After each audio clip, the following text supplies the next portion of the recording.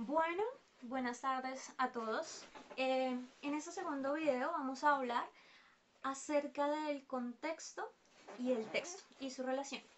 Entonces, como todos sabemos, eh, el texto pues tiene unas características básicas, unas características específicas, pero para yo entender el texto, primero voy a entender que este es un acto comunicativo y como todo acto comunicativo se debe dar bajo unos parámetros específicos, bajo una situación comunicativa específica.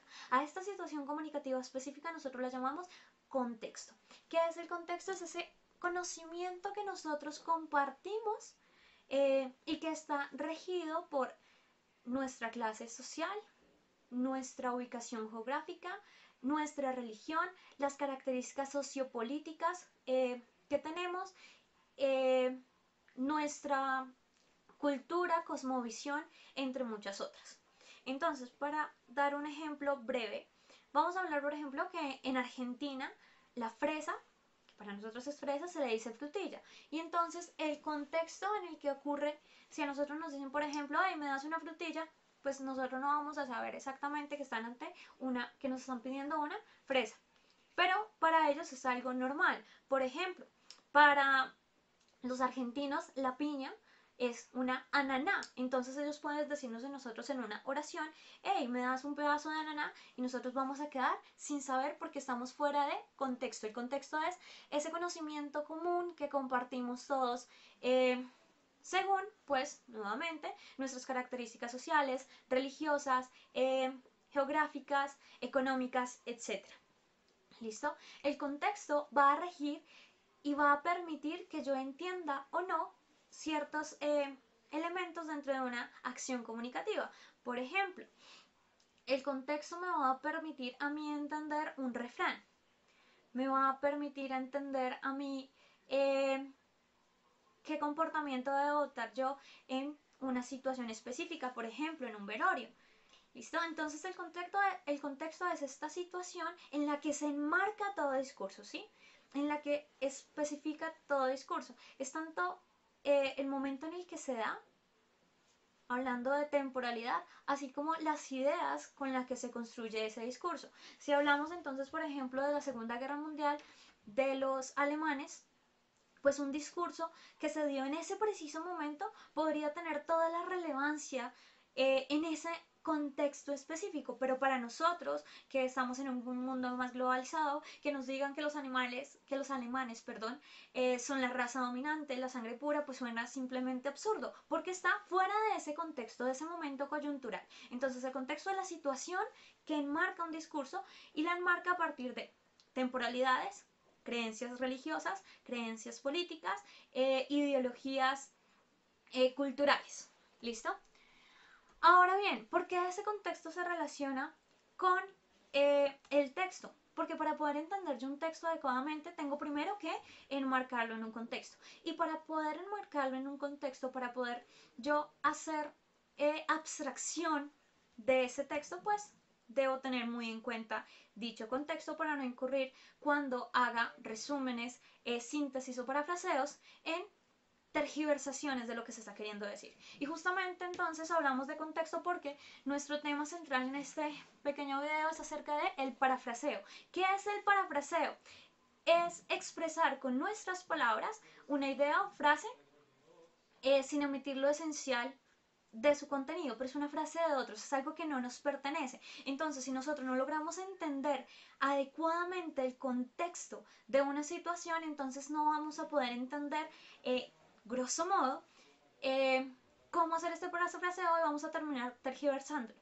El contexto es tan simple como saber que en Colombia, por ejemplo, la palabra lámpara puede significar la luz o puede significar también una persona que es un poco engreída, antipática, etc. Si una persona, qué sé yo, en Chile o en Japón son hablantes de español y ustedes le dicen no sé mucha lámpara, entonces como está fuera de contexto, como no comparte ese conocimiento con cuando va a hacer su parafraseo, cuando va a transmitir esa información, en sus palabras le va a decir, no, pues me dijo como que no lo alumbrara, una vaina así. ¿Sí me hago entender? Entonces a eso nos referimos con contexto y a eso nos referimos con la técnica de parafraseo. ¿Listo? Qué pena. La mano ahí en estos momentos. Ahora bien, ¿qué características tiene el parafraseo? Que es abstraer y decir con mis propias palabras otra cosa. El parafraseo es leer, pensar y a partir de esa acción escribir en mis palabras algo. ¿Listo? No es un resumen de las ideas principales. No es simplemente copiar literalmente y pegar acá. No.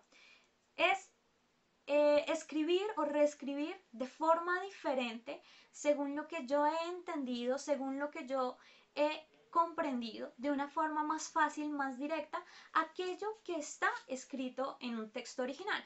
Por ejemplo, vamos a hablar acerca de El Quijote de la Mancha.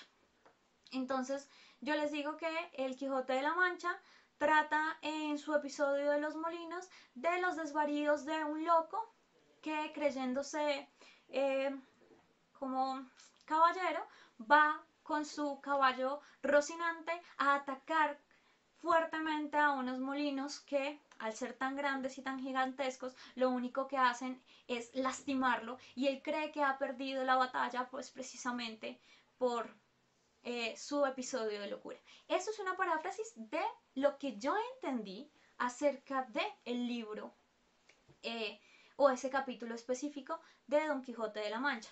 Otro ejemplo sería, vamos a hablar acerca de, qué sé yo, Spider-Man. Todos hemos visto Spider-Man, todos sabemos que es Spider-Man. Y entonces yo simplemente digo, el primer fragmento de Spider-Man dice que a partir de una mordida de una araña radioactiva, un hombre estudiante se convierte en un superhéroe. ¿Listo? Di ese primer momento de nuestra obra, de nuestro texto, con mis palabras de una forma simplificada. Eso es el parafraseo. Acá lo estamos haciendo con ejemplos bastante extensos, pero el parafraseo se utiliza principalmente para resumir de forma rápida, para explicar de forma rápida, no sé, páginas apenas, párrafos, pero nunca más allá. O se evita usarse más allá.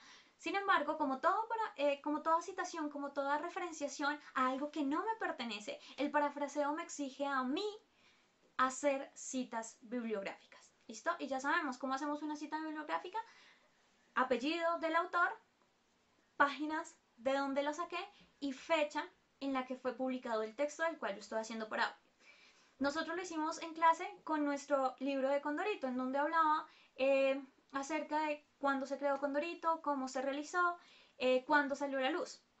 ¿Listo? Entonces, recordemos, paráfrasis no es simplemente que copiáramos lo que estaba ahí escrito en el texto acerca de Condorito, sino que en nuestras propias palabras intentáramos decir lo que estaba ahí. Pero como no son ideas propias, son tomadas de otro lado, pues lo que hacemos es citarlas. ¿Listo?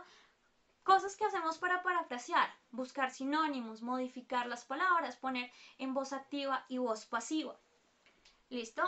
Hacer frases con otra retórica, es decir, con otra característica enunciativa. ¿Listo? Entonces, vamos a dar rápidamente un ejemplo de una paráfrasis incorrecta. En las directrices sugeridas por la Constitución del Espacio Europeo de Educación Superior llama la atención el énfasis que se pone en la atención al aprendizaje de los estudiantes como pieza clave de los procesos de enseñanza.